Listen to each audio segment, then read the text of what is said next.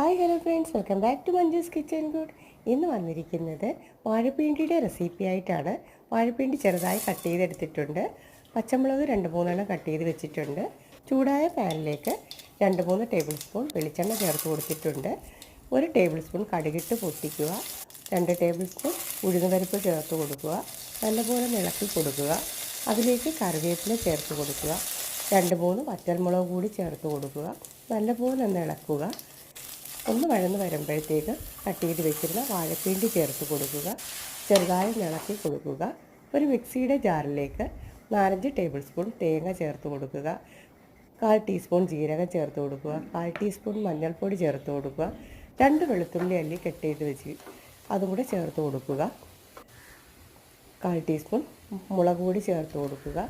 കുറച്ച് ചെറുപയർ ഞാൻ പുഴുങ്ങിയെടുത്തിട്ടുണ്ട്, അതും കൂടെ ചേർത്ത് കൊടുക്കുക. നല്ലപോലെ ഒന്ന് ഇളക്കി കൊടുക്കുക. ഇതിലേക്ക് അരച്ച് വെച്ചിരുന്ന അരപ്പും കൂടെ ചേർത്ത് നല്ലപോലെ ഒന്ന് മിക്സ് ചെയ്തെടുക്കുക. ആവശ്യത്തിനുള്ള ഉപ്പും കൂടി ചേർത്ത് കൊടുക്കുക. നല്ലപോലെ ഒന്ന് മിക്സ് ചെയ്തെടുക്കുക. അടിപൊളിയായി വാഴപ്പിണ്ടി തോരൻ തയ്യാറായിട്ടുണ്ട്. അപ്പോൾ എല്ലാവരും ഒന്ന് തയ്യാറാക്കി നോക്കുക.